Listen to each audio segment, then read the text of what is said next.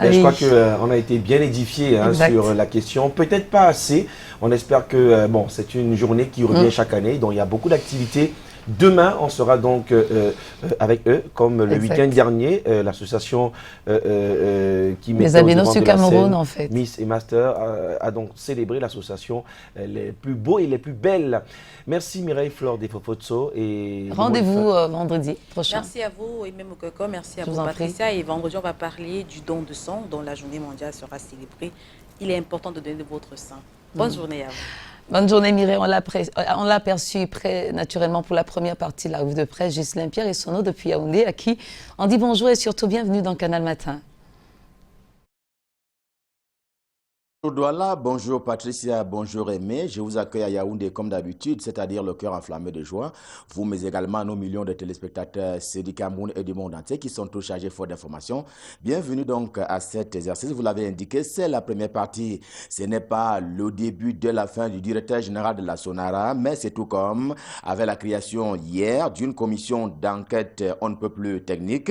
Retour sur l'incendie qui s'est déroulé il y a une semaine maintenant avec le quotidien camerounais à capitaux publics. Cameroun Tribune dans sa livraison de ce mercredi qui renseigne que la dite commission d'enquête technique a un mandat de 30 jours, comme pour dire que Paul Biya a demandé au Premier ministre, qui a lui à son tour demandé au ministre en charge de l'eau justement et de l'énergie de faire la lumière sur le sinistre qui s'est donc déroulé du côté de Blimbé, justement à propos de cet incendie qui est survenu à la Sonara, la principale une du quotidien camerounais à capitaux publics. Cameroun Tribune, édition de ce jour est peinte de noir et de rouge. Noir comme le Nozo, le nord-ouest et le sud-ouest camerounais emploient à cette crise sociopolitique.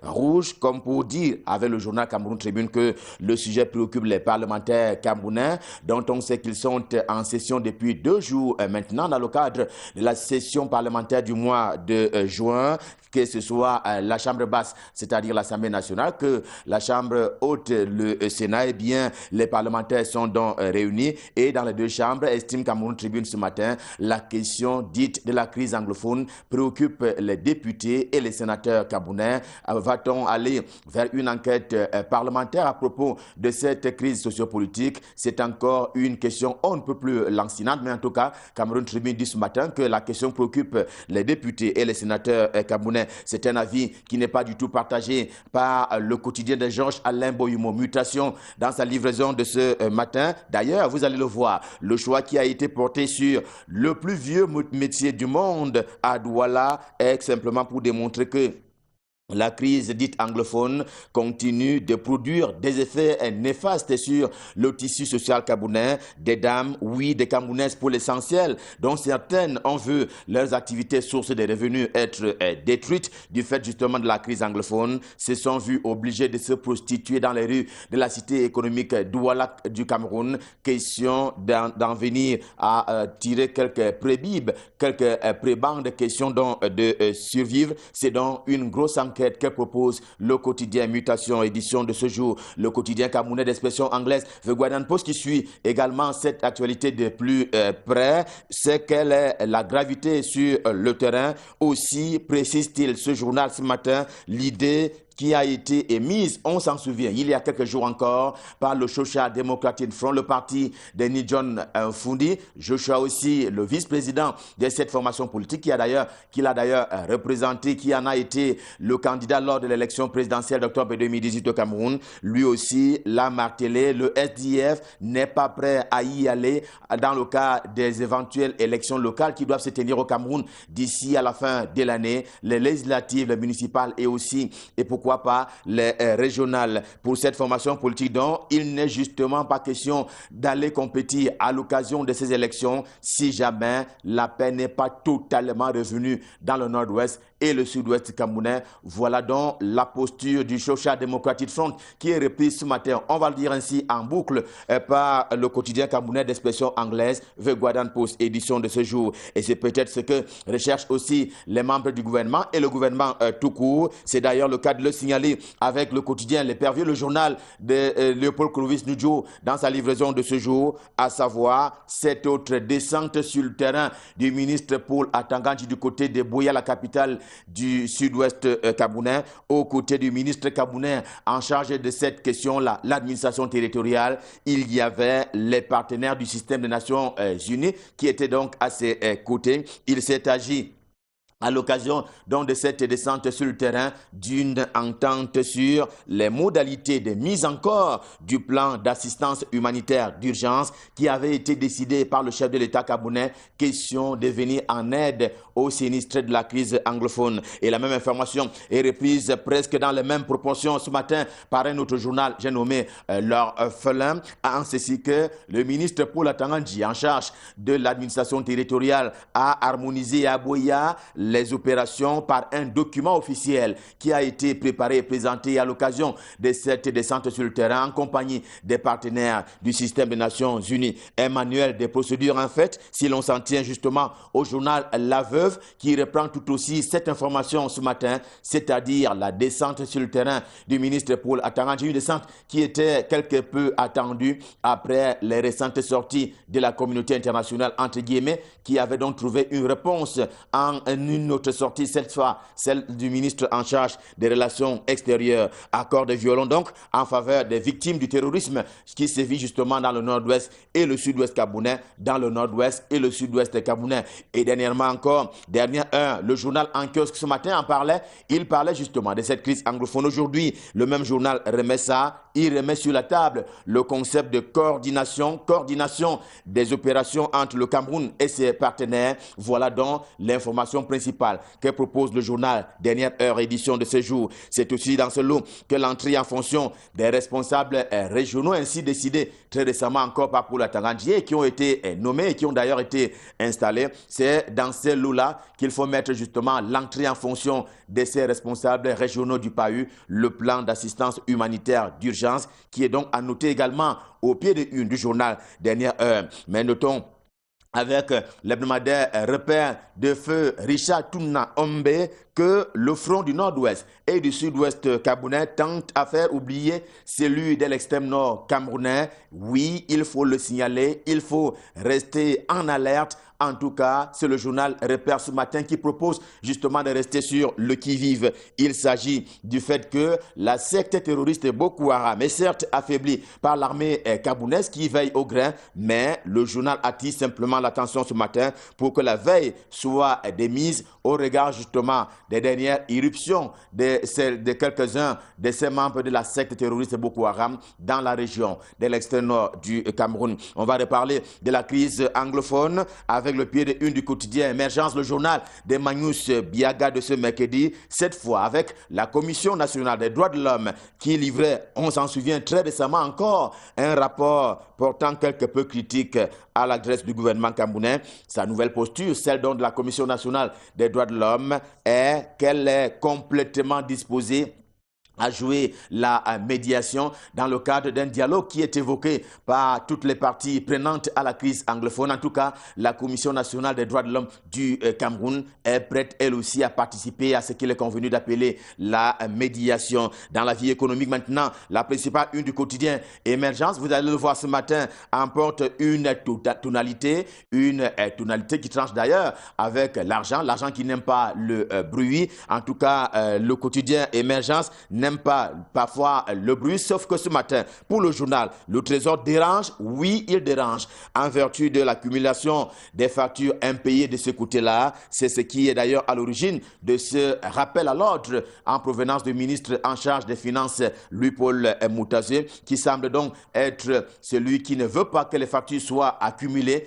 Eh bien, le journal rappelle cela ce matin en montrant donc un doigt accusateur sur le Trésor qui accumule donc ces factures qui étaient destinées à être payées. Question de permettre à l'économie de circuler et justement de donner vie aux opérateurs économiques du Cameroun. Et pendant ce temps, cap sur Bertoua, capitale de la région du soleil levant, c'est la région de l'Est Cameroun. Cap donc sur Bertoua et c'est en compagnie de l'hebdomadaire Essingan et c'est justement parce que le journal dit que là-bas, le caissier principal de la communauté urbaine est introuvable. Des détails donc à retrouver dans le journal Essingan ce matin, à verser justement dans la grande problématique de la gestion des finances publiques au Cameroun. On reste dans les questions économiques avec le quotidien L'économie qui est spécialisé On aime à le rappeler en les questions économiques et financières, selon qui le ministre Mounouna Futsu, qui est d'ailleurs en charge de la jeunesse et de l'éducation civique, il fait face actuellement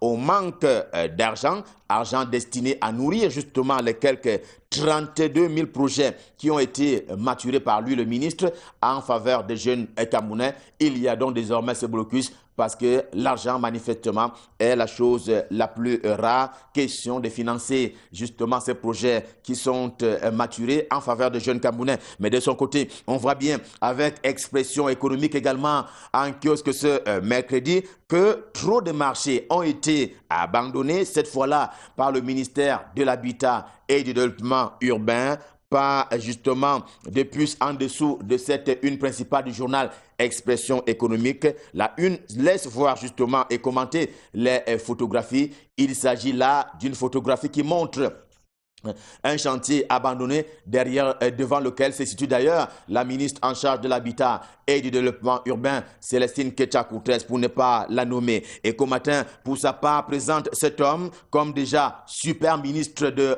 Paul Biya, et qu'au matin, qui est également en kiosque ce jour, Gaston Elundu Esomba, de l'eau et de l'énergie, puisqu'il s'agit de lui, il s'avait engagé sur 1001 francs, auquel s'ajoute désormais, dit le journal, le défi d'éviter la pénurie, justement pour ce qui est des produits pétroliers au Cameroun. Et l'alarme a déjà été donnée d'une manière ou d'une autre par les distributeurs du gaz et domestique au Cameroun. Voilà donc Gaston Elundu Esomba qui va justement probablement résister face à la pression. En tout cas, il y a désormais ces défis, mais il y a également le défi de construction ou d'achèvement des chantiers pour ce qui est des grands barrages ou alors des grandes infrastructures y afférentes. Et justement, selon le journal, il n'y a qu'à lire l'engagement ou pas du ministre Gaston Elundu Esomba à partir de son vestimentaire, qui illustre d'ailleurs la principale une de Comatin, édition de ce jour. Et quand s'élève le jour du jour, signale que les marchés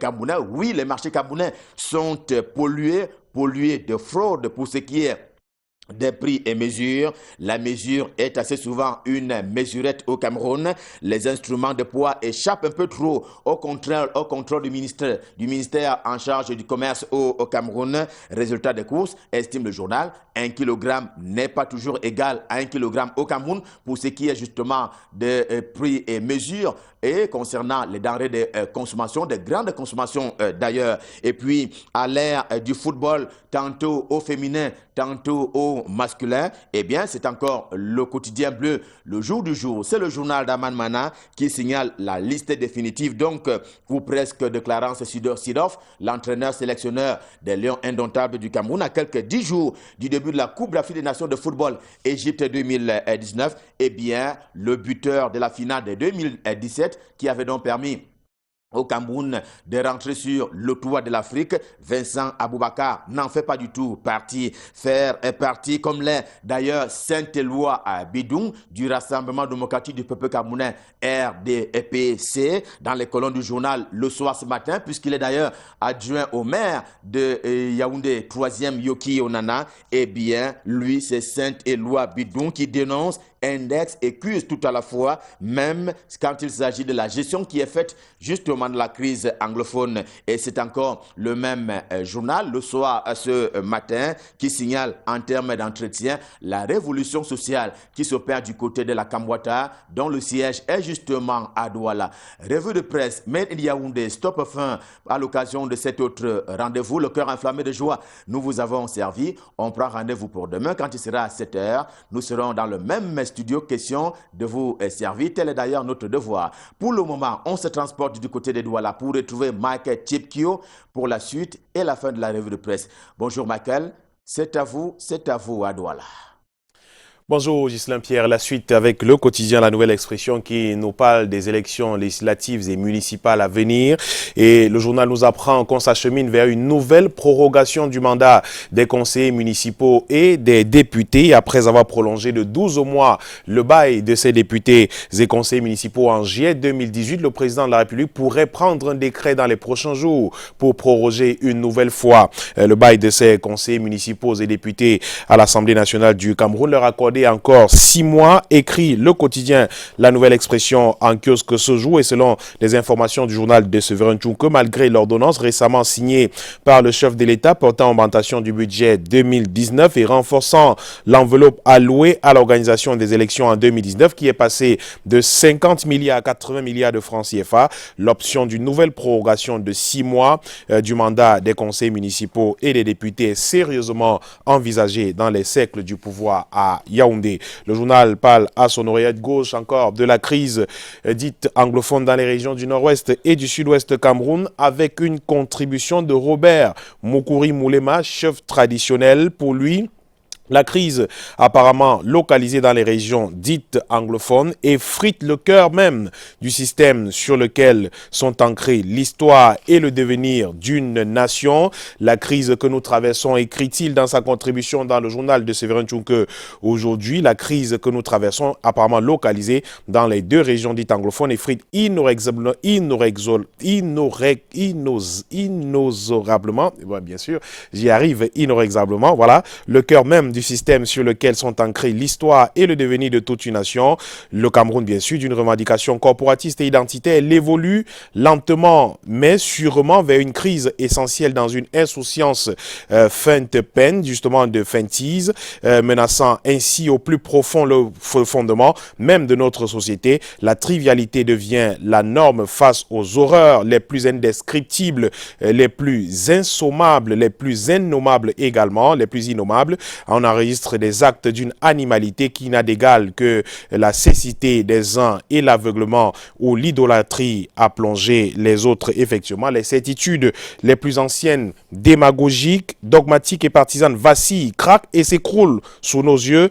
Propose-t-il donc à la fin, il faut traverser ce moment de crise critique et affronter ce danger mortel. Sinon, la mort est certaine, peut-être la barbarie sûrement. Il conclut donc Robert Moukouri Moulema dans cette proposition de sortie de crise dans les colonnes du quotidien La Nouvelle Expression se joue et le journal qui parle aussi de cette guerre des chiffres entre le ministère de la Communication et le Mouvement pour la Renaissance du Cameroun. Le porte-parole du gouvernement qui annonce 85 interpellations au cours de la journée du 8 juin dernier au cours des marches du MRC, tandis que la formation politique table sur plus de 200 personnes interpellées au cours de ces marches dans la capitale camerounaise. Ces chiffres présentés par le ministère de la Communication en rupture avec ceux présentés par le MRC, alors que le flou demeure sur le nombre de personnes interpellées au cours de ces marches du 8 juin dernier à Yaoundé. Le parti de Maurice Kamto accuse à nouveau le régime en place de jouer sur la corde tribale pour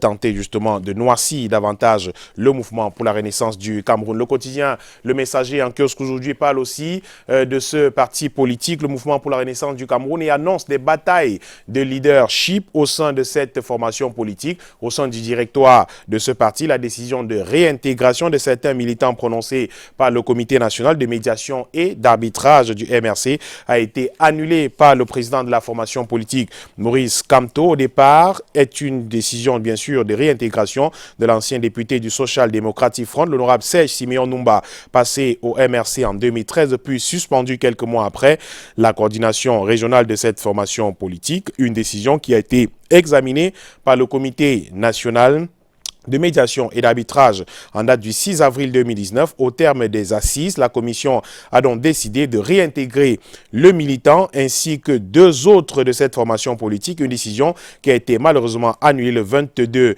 mai 2019 par le directoire du parti sous la houlette de son président national Maurice Kamto. Et selon la décision d'annulation du président national du MRC, le directoire de cette formation politique évoque la violation de certaines dispositions des statuts du règlement intérieur du MRC par ses militants suspendus depuis 2013. C'est donc une bataille à l'ouest au sein du mouvement pour la renaissance du Cameroun, même si la terminologie est refutée par les mandataires du MRC, mais les dissonances dans certaines prises de décision au sommaire et les postures dans la région de l'Ouest laisse penser le contraire, écrit le quotidien Le Messager en kiosque aujourd'hui, et le journal qui nous amène également à Konengi pour constater que le lanceur d'alerte Paul Chouta est désormais à la prison centrale de Konengi à Yaoundé. Ombres et lumières d'une affaire politiquement incorrecte, écrit Serge Aimé Bikoy dans le journal Le Messager en kiosque aujourd'hui, lui qui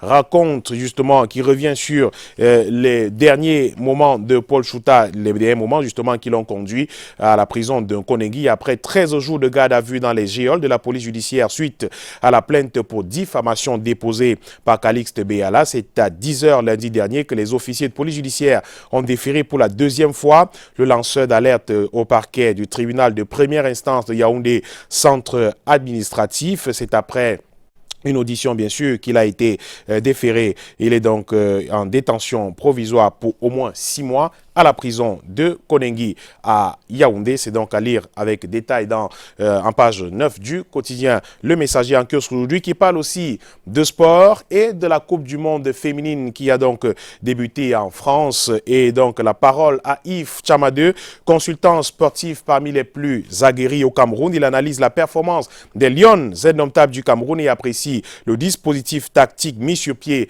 par le sélectionneur des Lions indomptables du Cameroun. Et en parlant de dispositif tactique pour la première rencontre des Lions contre le Canada, il faut dire justement que le système, selon Yves Tchamadeu, n'a permis en rien d'extérioriser le potentiel de ces filles. Ces Lions indomptables durant cette rencontre, car ce système a nettement déjoué de nombreuses joueuses, des filles comme Fudjo et Yango qui, au milieu de terrain, se sont vues repoussées dans leur retranchement et elles jouaient pratiquement toute la rencontre regroupée devant la défense. Résultat des courses, ce Cameroun n'a pas pu exprimer à 50% de son potentiel collectif de toutes les lignes de jeu. Et donc pour la prochaine rencontre, la formule miracle que propose Yves Tchamadeu sera de ne pas sombrer dans le doute et de la défaite d'entrée face au Canada et de revoir simplement l'organisation et l'animation sur le plan offensif, car ces filles, dans ce registre purement et profondément défensif, ne s'exprime pas optimalement, joue avec la peur au ventre et risquerait de sortir de cette compétition avec beaucoup de regrets, le regret de n'avoir pas eu le courage de se mettre au service du spectacle, du jeu et de la victoire. Effectivement, ce sont donc des propositions pour aborder les prochaines rencontres du consultant sportif Yves Tchamadeu, à lire en page 12 du quotidien Le Messager en kiosque aujourd'hui. L'œil du Sahel nous parle de terrorisme et de l'extrême nord du Cameroun, une fois de plus frappé. C'était le 9 juin dernier. Près de 37 morts enregistrés dans cette attaque à Darak, cette attaque menée justement par la secte terroriste Boko Haram. Le journal revient en détail sur ce qui s'est exactement passé. Le bilan provisoire encore non officiel est constitué justement de 21 militaires et de plus de 16 civils enregistrés dans cette attaque. 37 morts donc au total dans l'attaque de Darak menée par Boko Haram. De la violente attaque justement du 9 juin, les témoignages sont encore rares à raison de l'insécurité qui règne encore autour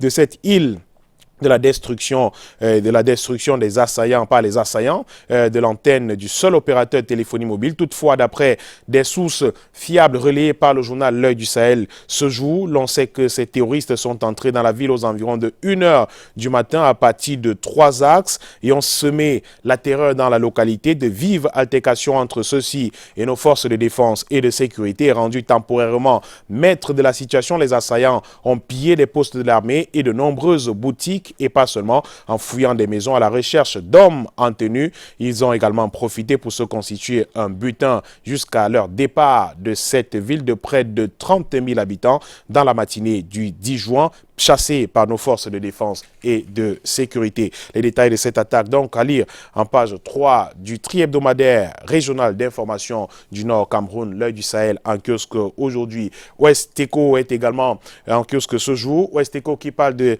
résolution du comité exécutif du SDF, le comité exécutif national du SDF tenu les 8 et 9 juin 2019 à Yaoundé. Le journal qui parle justement de cette bataille entre deux responsables du SDF dans la région de l'Ouest Cameroun et la commission J. Toumassan, qui peut-elle réconcilier Ngang, Cyril et l'honorable Défaut. Le NEC n'a pas invalidé le bureau mis sur pied par l'honorable Défaut, mais a préconisé la fusion de 2 bureaux de la circonscription électorale de Bafoussam 1er. Mission possible ou impossible, s'interroge le journal. Parole aux acteurs à lire dans le journal Ouest Eco en kiosque ce jour. Le journal qui parle également de sport et des playoffs du championnat des ligues camerounais.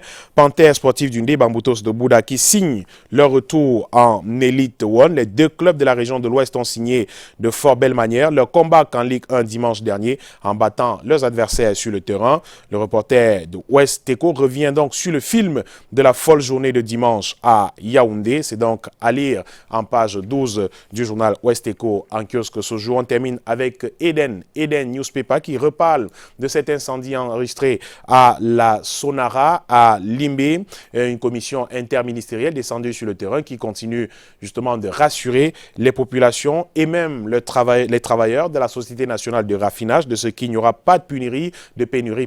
Les travaux ne seront pas arrêtés. Les travaux justement qui vont reprendre tout simplement dans les prochains jours, écrit le journal Eden en kiosque ce jour, qui fait également un focus sur les crises au Cameroun et de la sortie du Parlement germanique qui appelle justement à un dialogue urgent pour résoudre la crise dans ces régions du nord-ouest et du sud-ouest Cameroun. La Norvège également qui réagit et justement s'appuie sur le nombre de réfugiés et de déplacés internes qui souffrent au quotidien de cette guerre dans les régions du nord-ouest et du sud-ouest Cameroun. Et c'est avec Eden que nous terminons cette revue de presse nationale de mercredi. Merci beaucoup Michael. Avec vous, sans détour, on va jeter un regard sur l'essentiel de l'actualité au-delà de nos frontières. C'est la page étrangère. La page étrangère, justement, l'actualité au-delà de nos frontières qui débute avec le Soudan. Le Soudan avec ces journées de désobéissance civile lancées dans le pays. La fin, justement, de cette désobéissance civile et reprise prochaine des négociations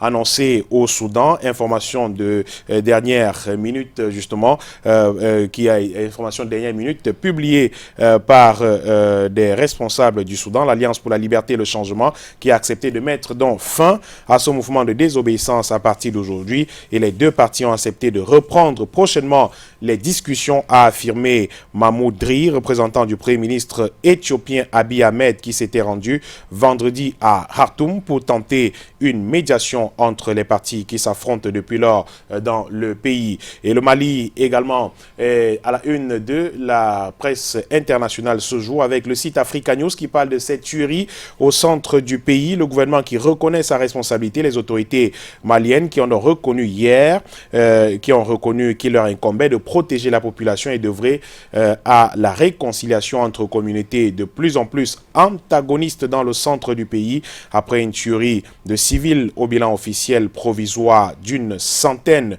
de morts et le président de la République qui est donc retourné dans le pays pour présenter ses condoléances, nous apprend le site Africa News et le site RFI, le journal en ligne qui nous parle de 23 députés de l'opposition invalidés, les sièges attribués au FCC, le parti de Joseph Kabila. 23 personnes de l'opposition qui siégeaient jusqu'ici déjà à l'Assemblée nationale qui viennent d'être invalidées par la Cour constitutionnelle au profit des membres du Front commun pour le Congo de Joseph Kabila qui obtient une majorité absolue à l'Assemblée nationale, d'où la colère de l'opposition qui dénonce une escroquerie du FCC. Et on parle encore du virus Ebola. Un enfant de 5 ans, premier cas confirmé d'Ebola en Ouganda. Nous apprend RFI, un garçon de 5 ans traité en Ouganda pour Ebola constitue le premier cas de cette maladie dans le pays depuis l'apparition de l'épidémie en République démocratique du Congo il y a 10 mois. L'annonce a été faite hier par l'Organisation mondiale de la santé. Et c'est donc la fin de cette information d'ici et d'ailleurs, avec une première partie assurée par Ghislain Pierre-Essonneau du côté de Yaoundé. Merci à toute l'équipe technique. On pourra repartir à Yaoundé en temps réel quand besoin se fera dans ce programme. Nous sommes mercredi et avec vous, Michael Tipku, on va donc se séparer, mais vous ne dérogerez pas à la petite tradition de ma chanson du cœur. De jour où vous n'y étiez pas, mais vous êtes de retour. Et c'était d'ailleurs une bonne nouvelle que Aimé Catherine Mokori, qui vous a précédé, nous annonçait hier. Et c'est un retour dévastateur. C'est clair. Il aura donc le choix entre Ambiance Moi, c'est un featuring de Njora Tiger. Et Rogi Stendor. Ambiance Moi, ça là. Une reprise de Rabarabi. Exact. Un mot de Hip Makossa que beaucoup ont décrié, mais qui est aujourd'hui ce qui se fait de mieux en termes de musique urbaine, entre guillemets, un peu de mélange. Alors, Ambiance Moi, ça là, Rogi Stendor et Njora Mbano Taiga. Et de l'autre côté, PC Divine, PC Divine. À l'époque, ces deux chansons étaient très sollicitées sur les playlists. C'est clair qu'on est resté fidèle à la tradition du mercredi, le mercredi des jeunes, même si on sait qu'ils sont à la maison en train de nous regarder parce que c'est la période de vacances. Donc, ce ne sera pas évident parce que les deux tubes sont cool, quoi. Oui, bien sûr, ils sont plutôt cool, mais je vais choisir Ambiance Moi Ça de Njora et de Roger Stentor pour rester dans, je vais dire quoi, la logique du mercredi. Exact. Mercredi ambiance, des jeunes. Comme vous disiez tout à l'heure. Un peu d'ambiance, ça nous ferait pas... On présume que ça fera plaisir à un qui a un an de plus aujourd'hui. C'est un Gémeaux du 3e décan. Il s'appelle donc Kofi Ebele Emmanuel. C'est l'époux de notre cher collègue du côté de la Régie 2, Madame Kofi Thérèse. Ouais, donc très bon anniversaire, de même que toutes les personnes qui ont un an de plus aujourd'hui. Donc n'hésitez pas. Pour ce qui est de ma chanson du cœur, allez sur la page Facebook Canal Matin, faites-vous plaisir. Surtout racontez-nous toutes ces histoires qu'on aimerait bien partager avec vous. En attendant, on célèbre aujourd'hui les Guy.